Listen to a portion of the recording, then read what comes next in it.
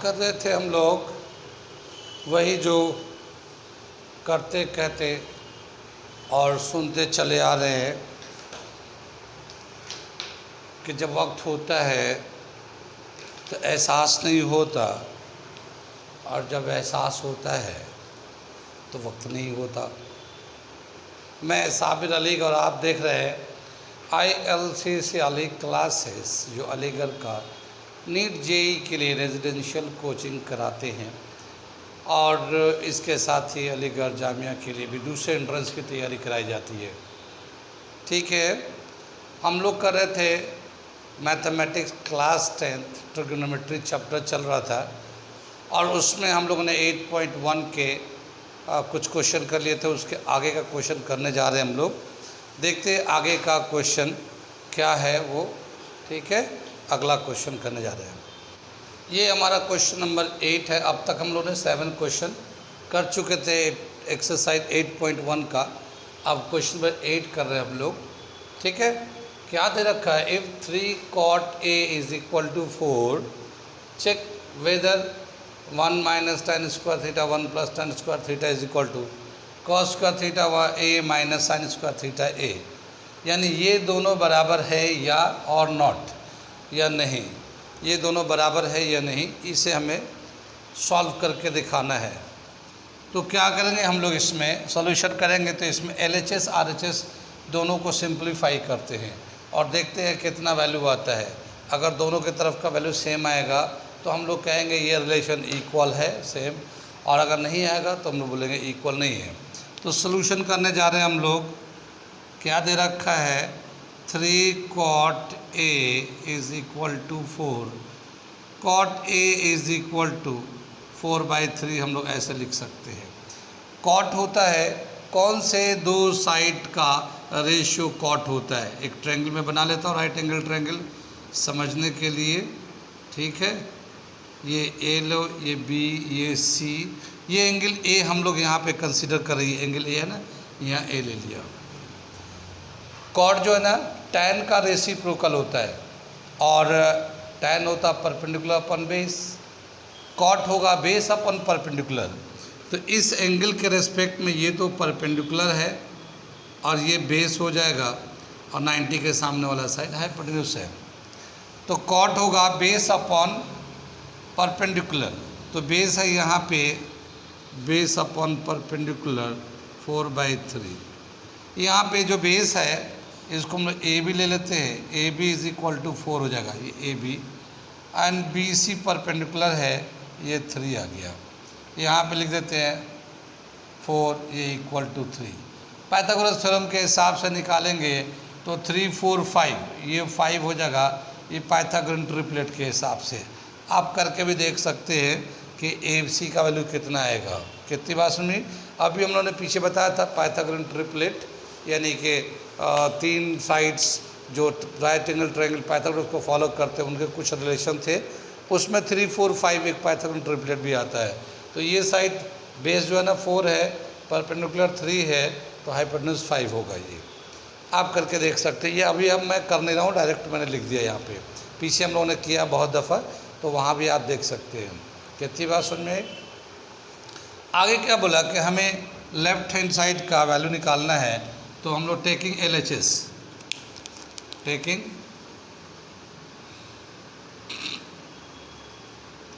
LHS left hand side, क्या है ये? 1 minus tan square A upon 1 plus tan square A। ठीक है ना? tan का वैल्यू होता है परपेंडिकुलर अपॉन बेस, तो यहाँ परपेंडिकुलर लेते हैं, यहाँ बेस लेते हैं, इसका स्क्वायर कर लेते हैं। यहाँ पे भी 1 प्लस परपेंडिकुलर अपॉन बेस का होल स्क्वायर कर लेते हैं। ठीक है, tan का वैल्यू होगा परपेंडिकुलर 3/4। देखिए परपेंडिकुलर ये 3 है, ये 4 है, तो 3/4 हो जाएगा। यहाँ पे tan लेंगे, tan A is equal to P/B, और ये 3/4 हो जाएगा। ठीक है ना? तो यहाँ पे भी 3/4 डालते हैं, 1 माइनस 3/4 का होल स्क्वायर, और ये आएगा 1 प्लस 3/4 का होल स्क्वायर। ठीक है, ये आएगा 9/16, 9/16 यहाँ पे आ जाएगा, ये हम लेते हैं 1 माइनस 9/16, इसके नीचे 1 करता है 1 + 9/16, ठीक है। 16 माइनस 9 29, 7/16, ये ऊपर का वैल्यू आ गया, और ये आ जाएगा 16 + 9 25/16। इसको 4 टर्म में 1 2 3 4 टर्म को रेसिप्रोकल करेंगे तो 7/16 16/25, 16 से 16 कैंसिल हो जाएगा, 7/25।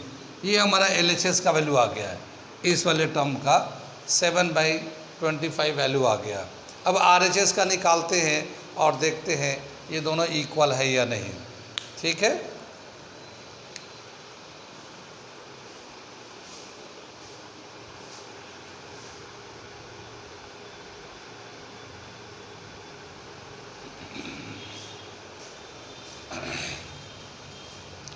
टेकिंग RHS, इधर से मैं मिटा दे रहा हूँ, ये इधर की ज़रूरत नहीं है।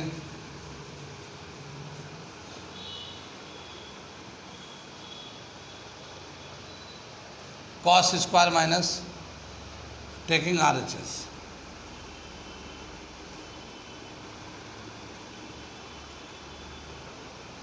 cos square A minus sine square A।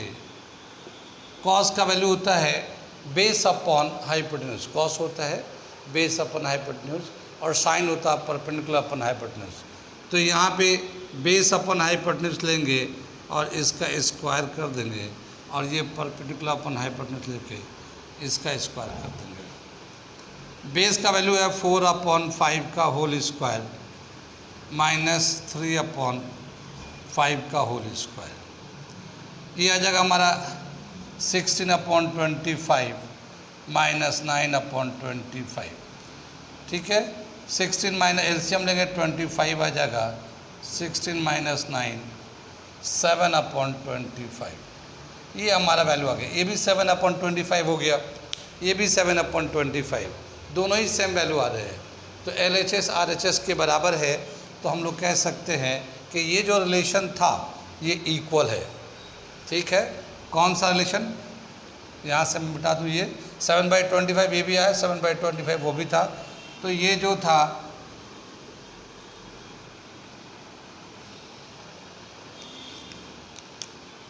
One minus tan square A upon 1 + tan square A, ये दोनों जो है ना रिलेशन सेम है, इक्वल है ये, ठीक है।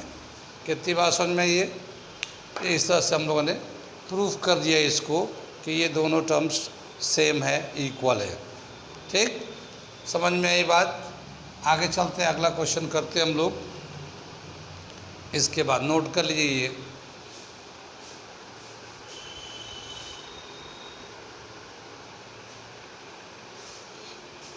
ये अगला क्वेश्चन दे रखा, क्वेश्चन नंबर 9, ठीक। NCERT के बुक में आप देख सकते हैं, आपका 9th क्वेश्चन ये दे रखा है 8.1 एक्सरसाइज में। क्या दे रखा है, in a triangle ABC right angle at B, if tan A is equal to 1/√3, find the value of first part sin A cos C plus cos A sin C, और second part दे रखा cos A cos C minus sin A sin C, ठीक है।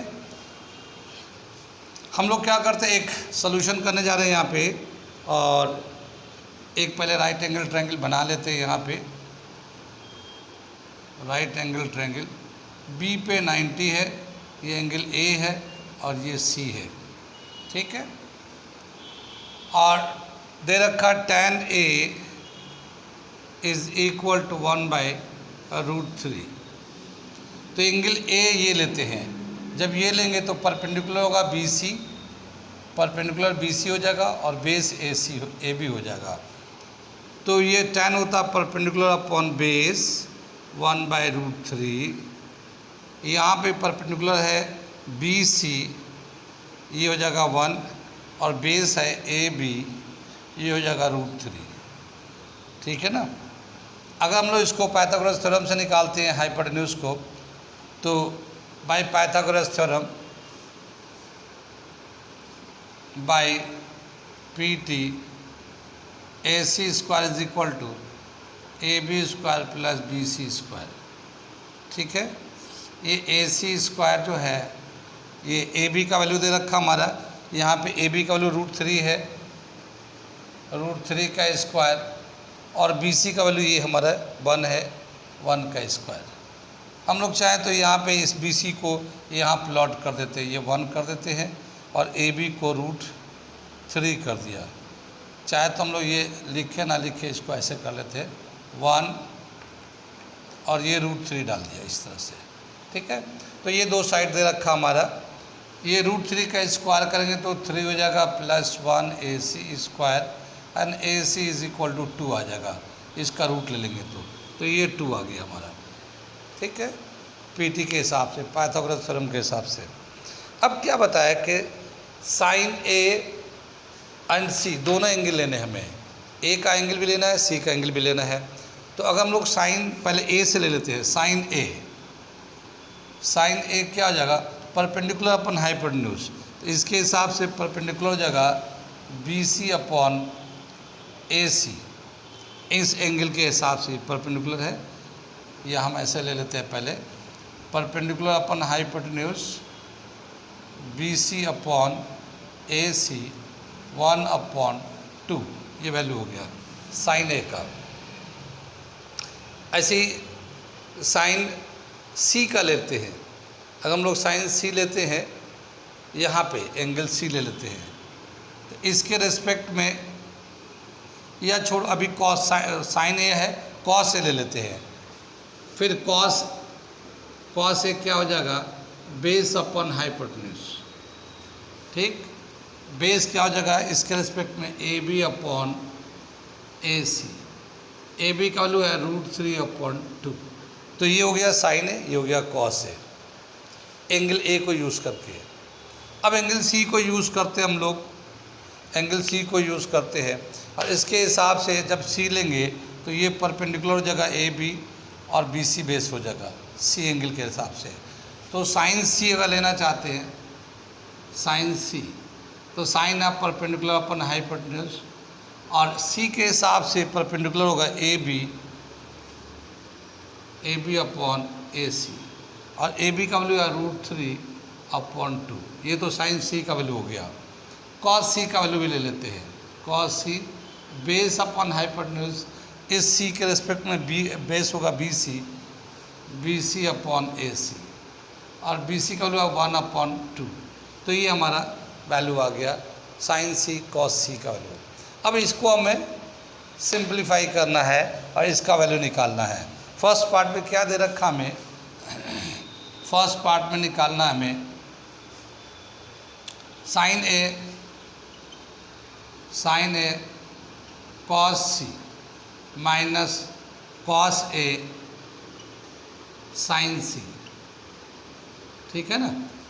तो sign ए का value कितना है हमारे पास 1/2, कॉस सी का वैल्यू है, कॉस सी यहाँ पे है 1/2, फिर माइनस कॉस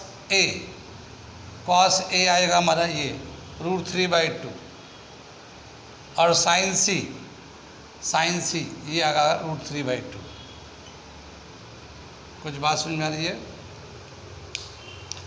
साइन ए जो रिलेशन था हमने ए के रिस्पेक्ट में साइन ए का वैल्यू डाल दिया 1/2, कॉस सी का वैल्यू हम लोग निकाल रखा, वो भी 1/2 है, फिर कॉस ए, ठीक है, तो कॉस ए यहाँ पे है √3/2, और साइन सी √3/2, इस तरह से वैल्यू हमने निकाला था, डाल दिया यहाँ पे, ये आ जाएगा 1/4, और ये हो जाएगा 3/4, क्योंकि ये √3 को मल्टीप्लाई तो 3 हो जाएगा, और एलसीएम आ जाएगा इसका 4, 1 - 3, तो -2/4, और ये -1/2 इसका आंसर आ जाएगा। तो इसका आंसर आ जाएगा -1/2 फर्स्ट वाले का वैल्यू, ठीक है। ये समझ में बात आ गई, यहाँ तक ये क्लियर है, कोई डाउट तो नहीं है, कुछ पूछना है तो पूछ सकते हैं आप, ठीक है, मैसेज कर सकते हैं, पूछे कैसे मैसेज कर सकते हैं आप, ठीक। आगे नेक्स्ट पार्ट करने जा रहे हैं हम लोग, इसे मिटा दे रहे हैं, इसकी ज़रूरत नहीं है, ये सब हम लोगों ने वैल्यू इस पर डाल दिया है, डायग्राम पे ले लिया है, तो इसकी कोई ज़रूरत है नहीं, ठीक है ना, ये पूरा वैल्यू इस पर यहाँ पे लिखा हुआ है। अब जो नेक्स्ट पार्ट दे रखा हमें सेकेंड पार्ट में करना है, इसका वैल्यू निकालते हैं। Cos A cos C minus sign A sign C. Cos A का वैल्यू हम लोग उठा लेते हैं। कॉस ए वहाँ ऊपर था वो √3/2, ठीक है ना। कॉस सी 1/2, ये कॉस सी है 1/2। फिर साइन ए यहाँ पे हमने 1/2 निकाला था हम लोग का, ये 1/2 था, यहाँ पे ये था साइन ए 1/2 निकाल के रखा था ये, तो साइन ए 1/2 ऐसे भी लिख सकते। ए ले रहा है तो परपेंडिकुलर अपन हाइपोटेन्यूज ये आ जाएगा। और साइन सी का वैल्यू दे रखा हमारा √3/2, ठीक। ये हमें दे रख आएगा √3/4 और ये भी आएगा √3/4, दोनों इक्वल है, माइनस किया 0 आ गया। तो सेकेंड पार्ट का आंसर हो गया 0 और फर्स्ट पार्ट का आंसर है -1/2, ठीक है। आ रही बात समझ में, कहाँ समझ में आ रहा है? ये समझ में आ रहा तो ठीक है, नहीं आ रहा है तो पूछते रहिएगा, मैसेज करिएगा।